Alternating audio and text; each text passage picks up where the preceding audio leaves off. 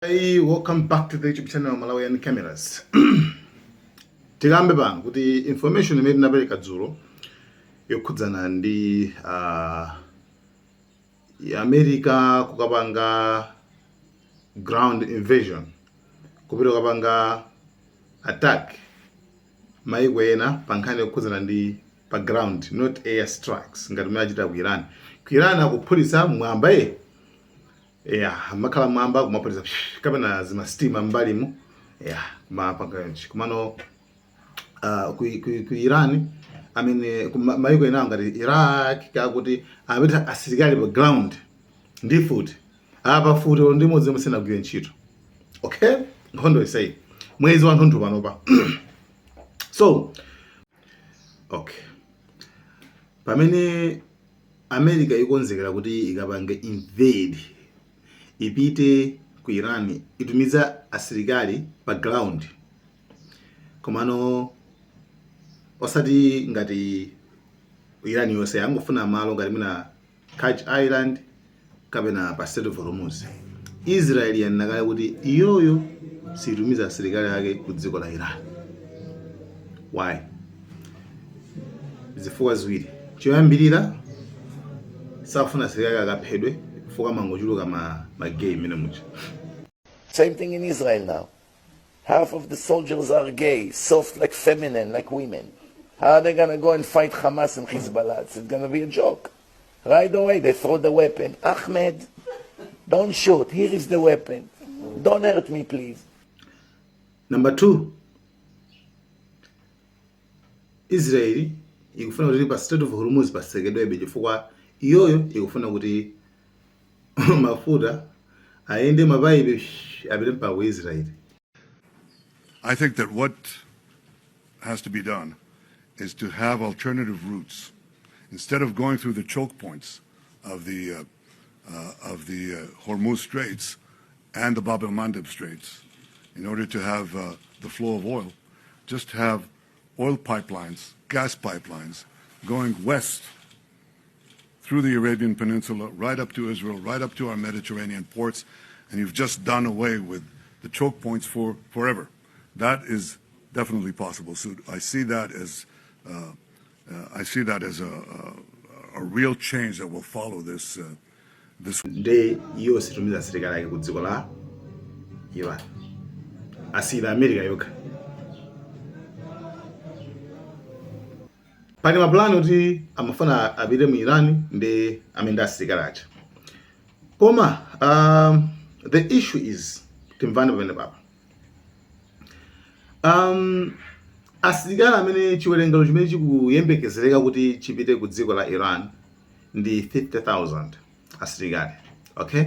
Pamene tikakamba nkhani khudzana ndi Iraq 250,000, tinakamba asilikali amene right? All over ground. Tinakamba nkhani zokhudzana ndi Afghanistan asilikali 100,000, tinakamba nkhani zokhudzana ndi Vietnam asilikali over 500,000. You understand? Kuyerana dziko lalikulu limene even Vietnam ikulowamo ka 5, Iraq ikulowamo kangati kaya. So kuyerana akatumiza asilikali 50,000 ikagwira singagwira. So what's the point? Point ndiyo tichani. Point ndiyo nena kuti akufuna achite limited, okay? Limited ground invasion. Afuna ngopanga mwa limit, not kuti full scale war ngati nkhondo ya zonse. So izi zikachitika tikambirana. Izi zikachitika pali Russia, okay? Ku Russia kuli kadziko kana kati mwakemo kamene tine kuti kali under Russia's umbrella. Kapachilo ndi Chechnya kapena kuti Chechen, dziko limene lili chiwerengero 1 million. I mean kwambiri kwake zilingati okay, ili ngati Russia choncho ndithu kumano ndika dziko soka independent kali ku North Caucasus.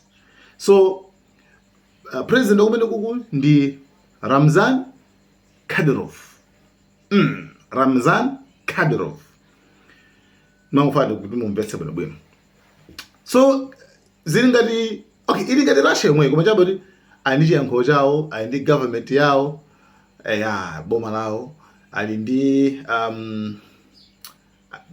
makacha awo kama kanthu kali mu Russia nde amene Russia nango okay it's fine you can mutokhala mene mungakhalire koma pali chonchi amagwirizana kwambiri chonchi komanso ndingono zoti sangapange zinthu popanda Russia amene kuidziwitsa chifukwa kali ngati mwa Russia okay chichenya ndi zombi apangira limodzi komanso tinene pano kuti majority gulu limene lili ndi Islam. You understand? Ndi Islam. Islamu ake achisuni usati Islamu ake akuyiraniyo ayi achishia ayi koma awo ndi achisuni. Okay, koma paluka statement yena kuti America Kongo yelekeza kutumiza asilikali apasi ife tili kuti tili komweko kuyirani komweko. By the way, zimene zinthu zinali ku Ukraine. Yeah, I mean zinali ku Ukraine. So ndi zimene zimaanda so madala ambiri. Madala ambiri andaya zimene zitsi. So zikuyenera kuti idzodzo zipita ku Iran. Ngati America inga panga invade, ngati inga bwe ndi ground troops. Ngaranga bile wapasi kuchomana mene ngati kulowa kuti kaone mafilimu achawa bangacha. So America kudziko la Iran sikufuna kuti ipange zinthu ngati mwakuti mutakwana kuti America afuna achoke kaye komano afuna angoonetsapo ka action kena kake. You understand what I mean? So iwo akuti afuna kapange limited mwina tingolekeza kufanga akangogwiza ngati Karch Island ija tingolekeza kumene kuli mafuta ambiri a Iran kucha akangogwira kune kuchako kapena akangopita pa ka Strait of Hormuz kaya. You understand? Not a big deal. Koma bezimene zobezi ndi vuto lanje choyambirira mukumbuke bwino ino America itakhala m'madzi a Iran kumadikirira kuti ukuma negotiation kumayenda ukumakambirana zokambirana ukumadikira kuti apange attack. Remember wona kuti America kweni nkangofuna limited strike kungopanga strike pang'ono not full scale war for isinali full scale war.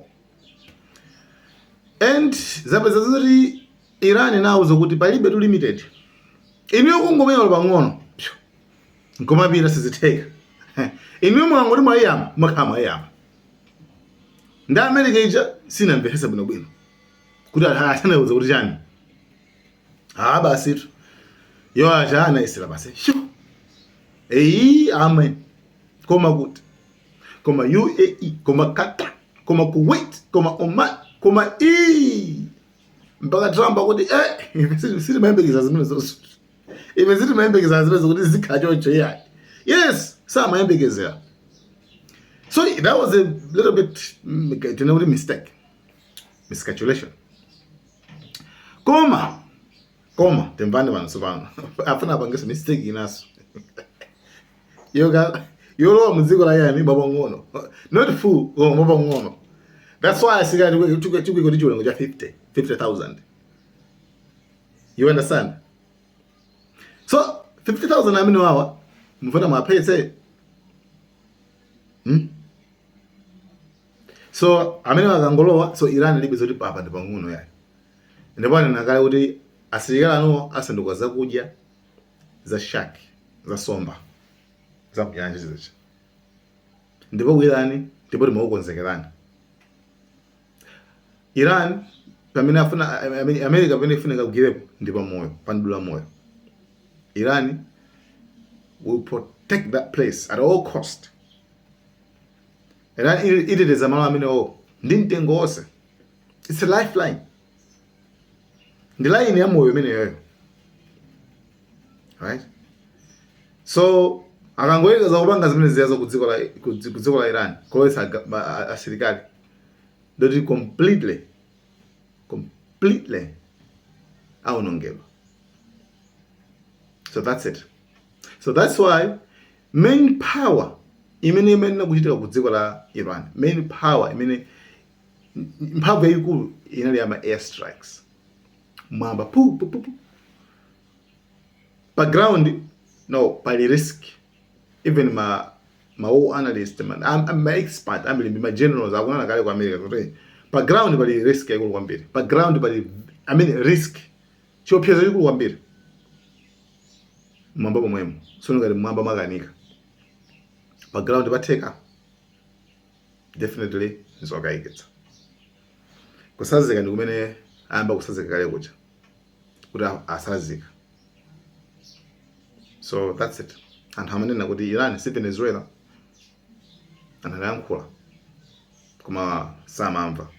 So anyway, ngati akupitirizabe aphetsa ana anu ake. Even anthu ena aku Iran amba kuzindikira, even amene ankapanga mademo ali kunja amba kuzindikira kuti no, actually it was a mistake. It was a mistake. Mawazo ma Americans ndi Israel kuti tiyeni ku Iran.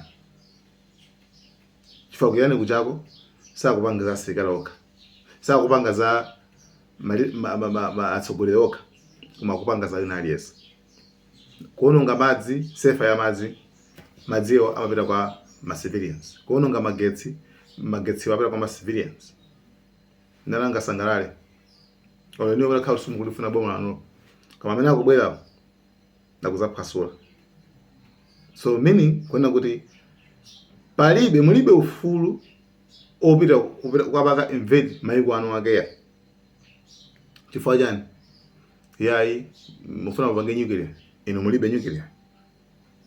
Israeli muli nayo, America muli nayo, inu mulibe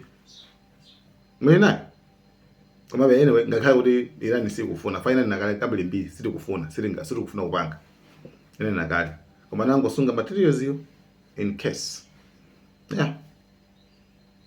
tikatenga zimene zo makuwe chabwino niwo mukupha protesters anu yenje ku Israel sakupha protesters. Ku Israel panopa anthu amamacha nkhani kuza ndi death penalty amene ayikayi.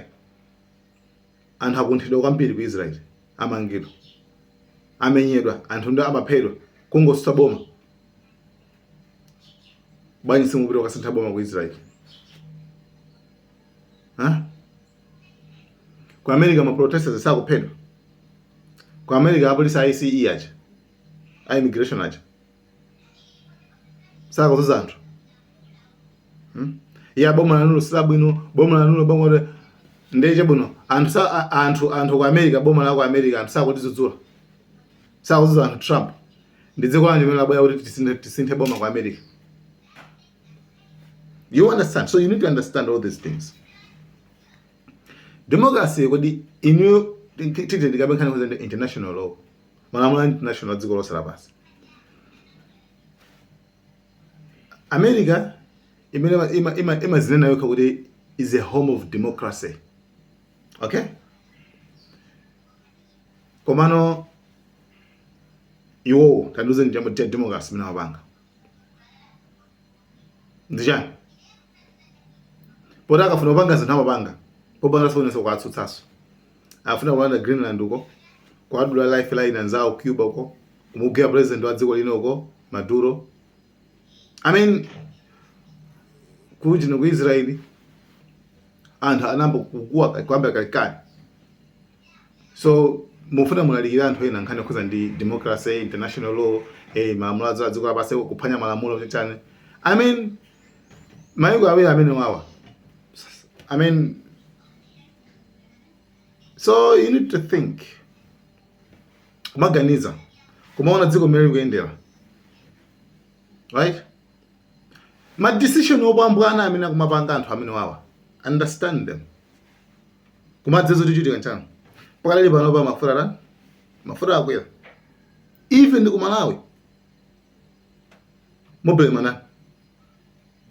Mobile ndani.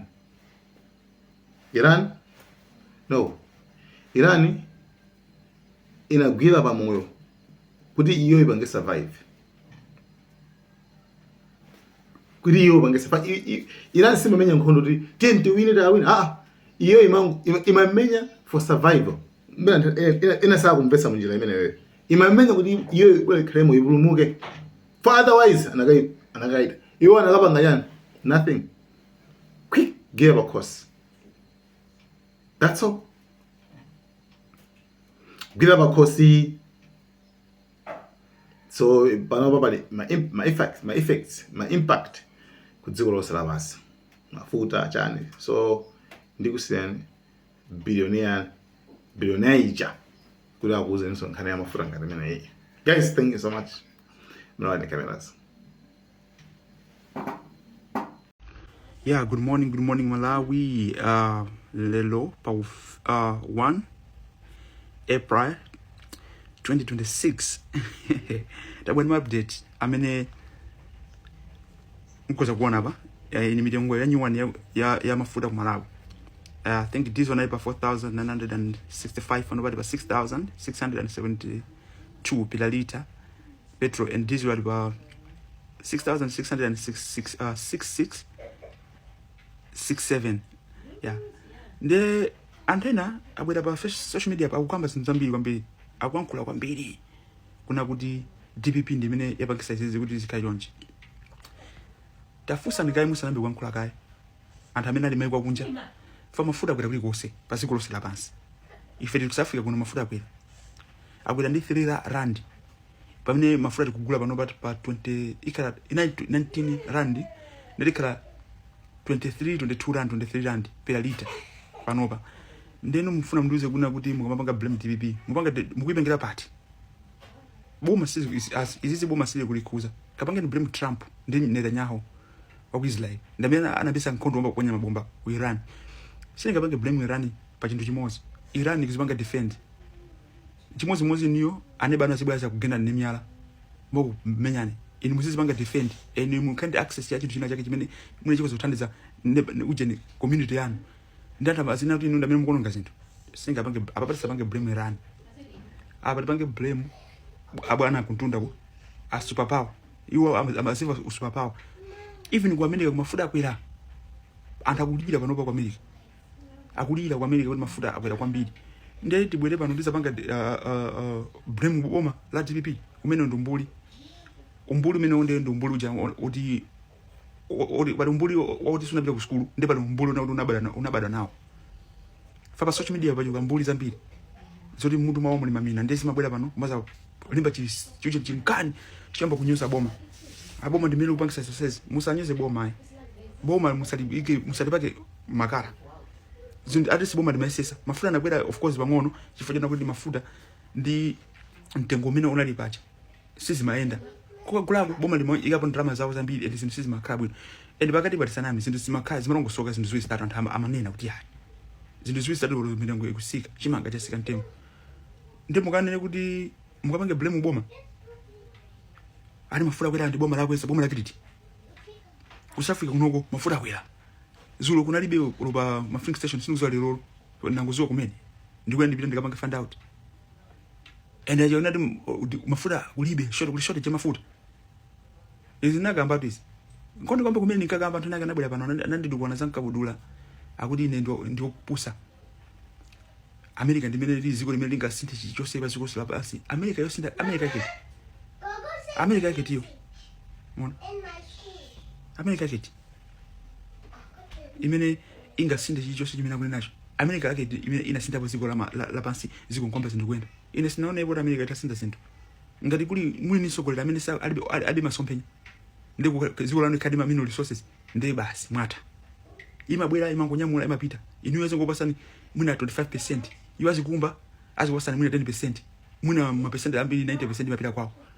America keti iyo ikabwera kupasani ochithandizo ipo kupasani chithandizo kwenda kucha akukungani ziko lanu amaona ma benefits nake akona kuti mulibe chicho sabwe yaso amakhalibira nchito ndimo funa mudize chani chifukwa choti munthu mwana munaza zinthu simukuziziwa you think kuna kuti America ziko lolemera ndi kuti basi chichonse cha America ndi chiti 100% perfect.